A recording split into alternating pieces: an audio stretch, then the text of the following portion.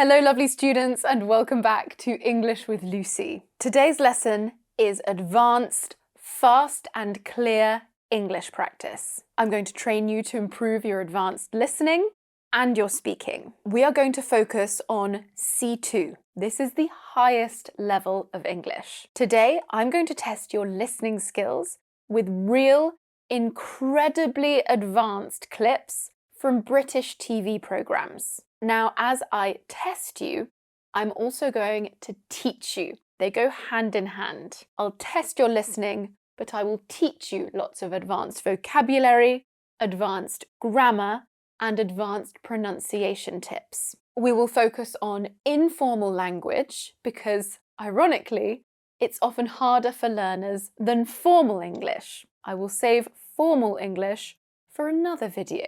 We are covering so much C2 level language today, you definitely need to download the free PDF that goes with this video. It covers everything from this lesson, plus more in-depth analysis of the language used in the clips. To download that, scan the QR code here, or click the link in the description box. One last thing. If you are interested in reaching the highest level of English, I am in the final stages of production of my brand new, beautiful British English C2 program. I will launch it in early 2026. If you want to be the first to know about it, join the waiting list. You can scan the QR code there or click the link in the description box. Let's start the test. We'll begin with a clip from a programme that's become both a national treasure and a British institution, The Great British Bake Off. In this reality TV show, amateur bakers compete or face off against each other in a series of baking challenges. This first clip is from Celebrity Bake Off with contestant Kate explaining what she's creating in the kitchen. We'll listen with some of the most challenging vocabulary missing from the on-screen transcript. For an extra challenge, you can try listening without reading the words at all. After listening, we'll examine the most interesting language from each clip. And once we're done, you can download the PDF to review the script. I've included the scripts in the downloadable PDF. QR code there, link in description box. Okay, let's listen to the first clip. So this is the crucial ingredient. It's chai tea full of cardamom. It's got all sorts of ginger, beautiful flavours in it. Oh, it's just amazing. It's basically a hug and a mug. So I just thought, why not whack it into a mini loaf cake? Infusing her love of a cuppa into cake, Kate will add the lightly spiced char to her mini loaf sponge and the buttercream topping. She'll adorn the lot with orange candied peel. How much of that did you put in? Well, they recommended a kind of large teaspoon. I've gone for 2. I don't think you should skimp on flavour in life, really. How did you find that? Let's go through some of the trickier vocabulary now. We have cardamom. Cardamom. Notice the schwa, at the end. Cardamom, not cardamom. Cardamom is an aromatic spice made from the seeds of various plants in the ginger family. This here is a cardamom pod with the seeds inside. Now, one of the reasons this clip is quite challenging, well, the whole program is, to be honest, is that it's full of advanced food vocabulary and specialised baking terminology. If you speak or understand a European language, you might have understood this word. It sounds similar in Spanish and Italian, for example. But did you catch all of this? This short clip contains loads of high-level food vocabulary, so if you want to build up your vocabulary knowledge in this area, you should watch this program. I've included more information about this food vocabulary in the lesson PDF. Next, we have an expression I absolutely adore, a hug and a mug. A hug and a mug. I love the way it sounds. That little internal rhyme is so satisfying to say. This informal British expression describes a comforting hot drink. Tea, hot chocolate, even soup. The idea is that when you hold the mug and take a sip, it feels especially soothing, like getting a warm hug. Then we heard the informal verb to whack. If you whack something somewhere, you put it there quickly without much care or attention. Where should I put these clothes? Oh, just whack them on the bed. In the clip, Kate says, so I just thought, why not whack it into a mini loaf cake? Here, the object pronoun it refers back to the chai tea. meaning she's going to add the chai tea spices to her cake mixture. Next, we had cha, an informal word for tea. The speaker likely used it as a synonym for cuppa in the same sentence to avoid repeating the same word twice. I love that we have such a rich and varied vocabulary to choose from in English. Let's take a quick look at the grammar in this sentence. Here we have a participle clause beginning with the ing form of the verb infuse. The sentence has two clauses. The main clause, Kate will add the lightly spiced cha to her mini loaf sponge and the buttercream topping. And the subordinate clause, infusing her love of a cuppa into cake. We can use participle clauses to show things like time, reason, cause, result, and so on. They're great for making sentences more concise. So how would you expand this participle clause? Well, this one likely expresses purpose. So the longer version would be something like, in order to infuse her love of a cuppa into cake. Or, similarly, it could express reason. For example, because she wants to infuse her love of a cuppa into cake. Either way, Kate wants to infuse her love of tea into her cake, and she'll do that by adding the lightly spiced cha. Participle clauses can be tricky, but they are powerful. And we explore them in detail in my brand new C2 program. Join the waiting list by clicking the link in the description box or scanning the QR code there. Finally, the verb to skimp on something. In this context, it means to not use enough of something to get the desired result. If you skimp on sugar when making jam, for example, it might not set or taste right. So I definitely recommend watching this program, The Great British Bake Off, to improve your high-level food and baking vocabulary, to practice listening to a wide range of accents, because they have contestants from all over the UK and beyond, and to better understand wordplay and puns. They play with the English language a lot in this program, and I've included information about an excellent pun that comes just before this clip in the PDF. This show is just full of them. Okay, let's move on to our second clip now. This one is from a series called Travel Man. The concept is simple. Presenter and comedian Joe Lycett invites a celebrity to join him for 48 hours in a different city. Think weekend city break vibes. In this episode, he's exploring Prague with fellow comedian Adam Buxton. Let's hear a short clip. The second half of our prance around Prague finds Adam Buxton and I in Letna Park. Ah, Mum. Yes? Can we go on that, please? Yes, OK, as long as you sign a waiver, because it was built in 1894 and it almost certainly doesn't stand up to modern safety standards. It's beautiful. Look at it. Beautiful's one word. I love the smell of horsehide in the morning, so we choose our steeds and saddle up. Oh, yeah. You look... I think the word I'd use is ridiculous. Oh, giving Thorpe Park a run for its money. I feel regal. The Letna Carousel has been frightening the good people of Prague for almost 130 years. Okay, so bonus points if you spotted the grammatical error at the start of the clip. Yes, even native and proficient speakers make mistakes, especially when speaking. Presenter Joe Lycett says the second half of our prance around Prague finds Adam Buxton and I in Letna Park. Grammatically, it should be finds Adam Buxton and me in Letna Park, as Adam and Joe are the objects of the verb to find. Well done if you caught that mistake. There's some rich, high-level language in the first sentence of the clip. Prance around Prague. Why prance and not walk or wander? Well, I think Joe chose this word for two reasons. Firstly, we have the lovely alliteration. Prance around Prague. So satisfying to say.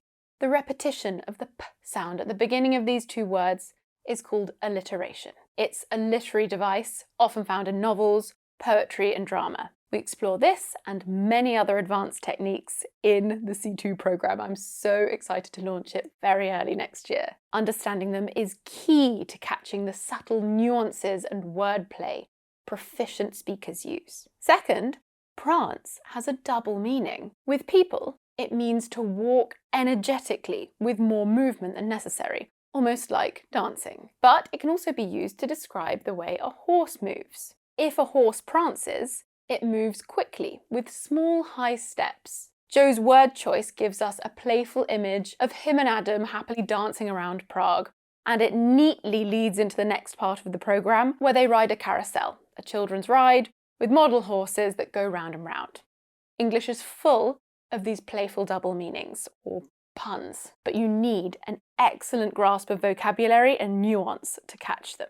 Let's take a look at some more tricky language from the clip. We'll hear Adam's request to ride the carousel and Joe's response one more time. Can we go on that, please? Yes, OK, as long as you sign a waiver, because it was built in 1894 and it almost certainly doesn't stand up to modern safety standards. First up, sign a waiver. If you sign a waiver, you officially agree in writing that you won't hold someone legally responsible for any harm, damage, or loss that might occur, often before participating in a potentially dangerous activity. It basically means that you can't sue anyone if you get injured. Joe jokes that Adam should do this because the ride doesn't stand up to, meaning doesn't meet, modern safety standards. Here Joe is clearly being sarcastic. How do we know? Well, riding a carousel is not generally considered to be a particularly hazardous activity. His tone of voice gives us another clue. Now, sarcasm is a key feature of so much British comedy, and these two comedians are well known for using copious amounts of the stuff, copious amounts of sarcasm. We've got more sarcasm when Adam says the horses are beautiful, and Joe replies with, Beautiful's one word. Notice how his intonation rises at the end. This suggests that he hasn't quite finished thinking, and we can infer from his tone of voice that he would probably choose a very different word to describe them. To infer something means to reach a conclusion about what a speaker means, even if they don't say it directly or explicitly. This is also known as reading between the lines, the ability to pick up on these subtle cues and deduce meaning without explicit words is an essential skill from C1 level up. The next part of the clip includes some more challenging horse-related vocabulary. Hide is the skin of animals used to make leather. Horsehide is horse leather.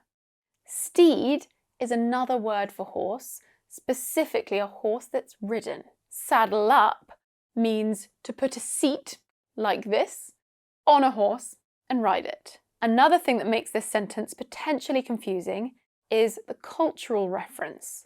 Did you spot it? The phrase, "I love the smell of horsehide in the morning," is a playful nod to a famous quote from the film Apocalypse Now. Lieutenant Colonel Kilgore ironically says, "I love the smell of napalm in the morning." There are a couple more cultural references here too. Joe sarcastically compares the carousel ride to rides at Thorpe Park, a famous amusement park in England which has much scarier rides than this carousel. And did you spot another participle clause in there? That's right, it's this. What do you think this participle clause is a reduced form of?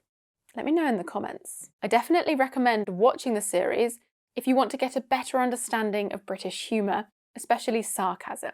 Are interested in poetic language such as alliteration and wordplay, and if you enjoy references to popular culture.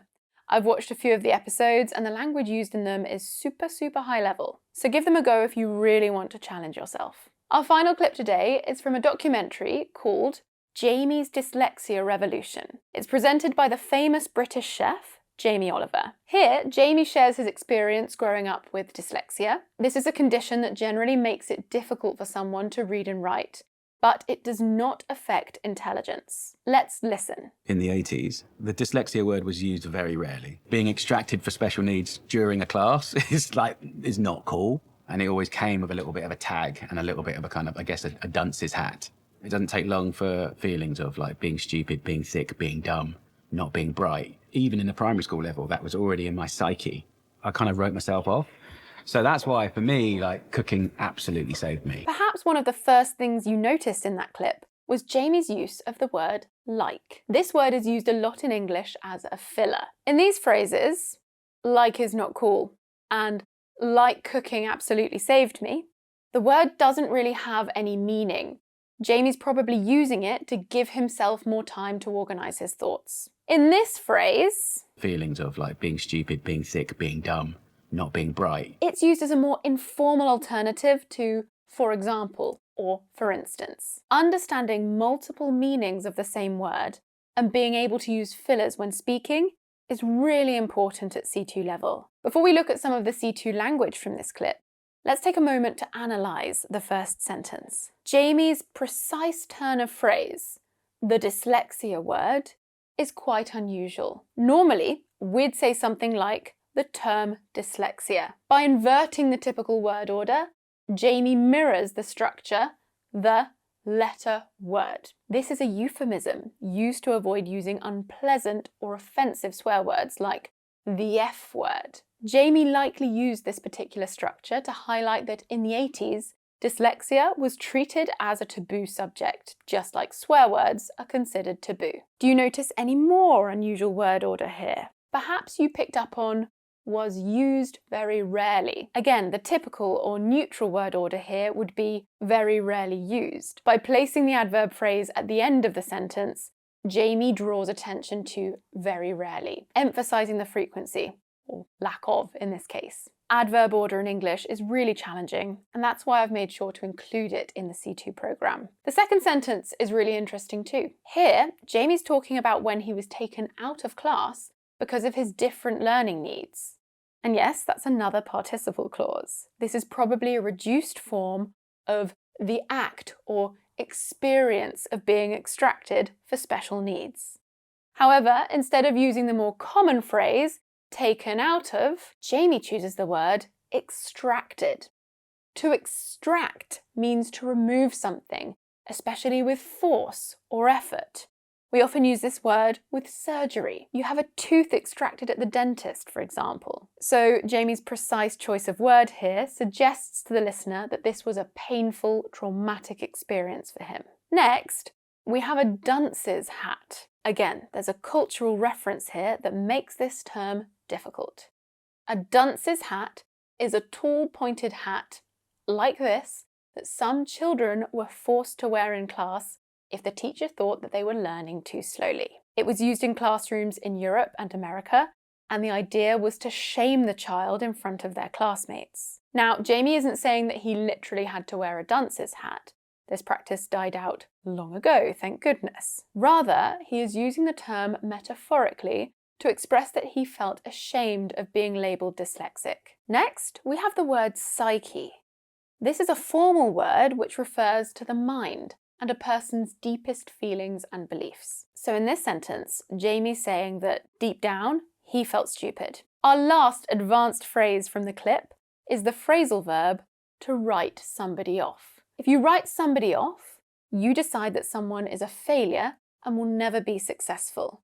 And this is often an unfair judgment. Sadly, Jamie actually wrote himself off, likely due to the way he was treated at school. I recommend watching this documentary as it has a really interesting mix of formal and informal language. Later on in the programme, Jamie speaks to various politicians about trying to change the British education laws. I've included the script of the clip, along with interesting language analysis, in the PDF that goes along with this lesson. So, lovely students, that brings us to the end of this lesson. We've gone through a lot of really advanced language today, but we've only just scratched the surface. If this lesson has whetted your appetite, don't miss out on the updates for my brand new C2 program. Sign up to the waiting list. The QR code is there, or you can click the link in the description box. I will see you soon for another lesson. Mwah.